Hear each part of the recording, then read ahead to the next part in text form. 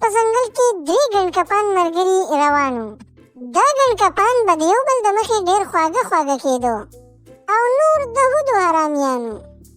ګوره تاسو ورته لږ په غور وګورئ، څومره شریفانان ښکاري. خلک به وایي چې دا سم شریفانان دي او اخوا دې خوا هم نه ګوري. ګوره خپله مخه سیکۍ روان دي، خو دوی مندرانو چې دا سټونه کته کړي نو په دې کې چل دی او د دوی لانجې خو به اوس مخې ته وګورئ.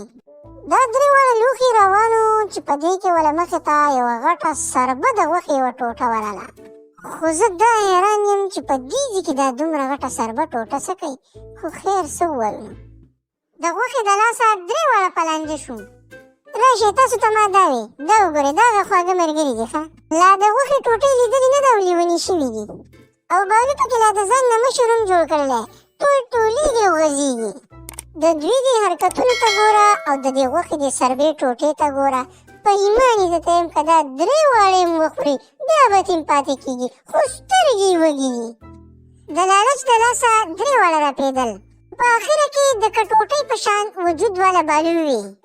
هلکه دا څښا څېرې ونیولي، که زما منئ نو داسې شل وکئ چې اول د اوبو د لرګو بندوبست وکئ چې دا لږه ټوټه به چې وو دا به وخورو او بقایا چې تختې خو نو وروسته به یې وخورو. نه رښتیا تقسیم به یې کړو.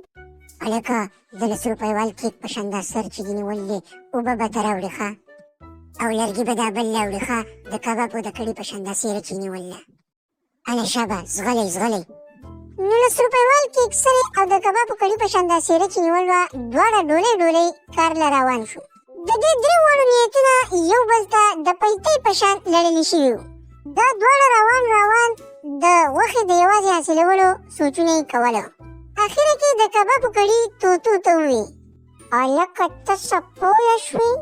نو توتو ورته وویل، نه ولې په څه باندې وروره؟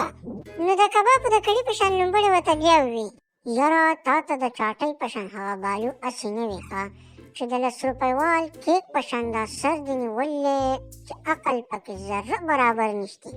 ته سوچ وکړه چې د چاټۍ په شان هغه بالو چې کوم دی ځان یې غوښې ته یوازې پاتې کړو. زه خو وایم چې د دې غوښې نه خلاص نه کړي. زه به لرګي زر راټول کړم او ته سمدستي لاړ شه اوبه راوړه، دا سړی راته ساټیک نه ښکاري. نو په دې کې ورته کیک سرې وي، هلکه د کبابو کړیه که زما منې نو دا د چاټۍ په شان بالو به توت وخېجو او په بیکیانه به یې راکوز کړو.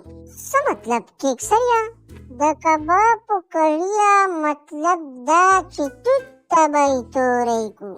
بس زنده‌باد کیک سریه، بس زما هم دا خوښه ده. بس دواړو مشوره وکړه او یو اوبو طرف ته روان شو او بل لرګو طرف ته.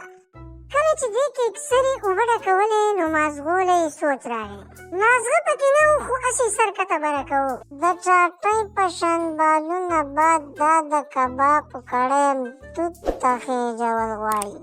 دې کیک سرې د ځان سره دا سوچ وکړو او اوبه یې په سور کې ډکې کړې او غزي طرف ته روان شو.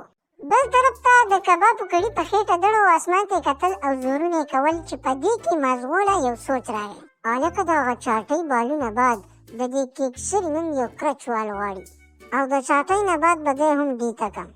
زنده‌باد د کبابو کړي یې ډېر ورانې ښه. په ملا یې ګېډۍ کېښو او دا سوچ یې کوه روان شو. زه په غوښه کې چاټۍ له حصه نه ورکوم نو اوس په کیک سرې راځي او زما نه به حصه لي. دی به هسې دا خوبیني. راشه که تودېږې د دیګچۍ په شان هغه وجود چې دی د هغه نیت خو هم ټول ګډوډ دی. ټول سوچیان راټول شوي دي. نو دغه د دیچکې دا وجود چې دی دی هم د ځان سره سوچ کوي. هلکه دا تشپاڼې چې د کار نه راشي نو ستړي شوي به نو سمدستي به په دې غوښه حمله کوي. نو په دې پخې شوې غوښې کې به وله د چینجو شربت واچومه او دا دواړه چې وخوري د چینجو په شان به پړلېږي بیا. نو بقایا غوښه به ماته په یوازې پاتې شي نو زه به یې ځانه سره کړم. یاره په ایمان ډېر سور به وکړي. نو دې دیچکۍ پخې شوې غوښه کې د چینجو دوا یې واچوله. نو کله چې دا کیک سرې او د کبابو کړي په شان دا څېرې والا راورسېد، دیچکۍ وجود والا ځان شپېلې کړی و چې دا دواړه تشپانې دا غوښه وخوري او توت ته توری شي. نو دا کټوټۍ بالو د ځان نه څه خبرو چې هلته پسې هغو هم مشوره کړله. نو دواړو یو بل ته دا ګسه سترګه ووهله چې ورځپې. په دې کې چاټۍ بالو باندې دواړه ورچپه شو او کراټې سټاټې شوې. چاټي بالو سم د اطمینان فلم هغه هیرو دواړو سایډونو ته ګزارونه چلول. سړی ډېر ګرم و، لته څوکې نه کتل خو راچوي. نو اخره کې چې د کبابو کړي پې ور ټوپ کړو نو په کټوۍ بالو کې بیا څه نه و، غځېدلی پرېوت. د پرېوتو سره یې سمه ځمکه وړقوله. کله چې بالو بمبک و نو دا کیکسری غوښې له روان شو. نو ښه غاړې پې د کبابو د کړۍ ور ټوپ کړو او د دې کیک په شان سر باندې وله چک وکړو. نو سړی سمدستي پرېوت، ټیم یې وانغست. کله چې کیکسری هم بمبک و نو له ځان سره یې خبرې شروع کړې او د غوښې طرف ته روان شو. لکه ته اوس راځه چې دا غوښه وسکو چې د کار ده او که نه ده، که هسې مې ته خپل دوه ملګري کوتره کړه. یم یم یم یم. دا اولنۍ نوڼۍ سره د سړي په سترګو اوچتې کېناستو او په چغو شو.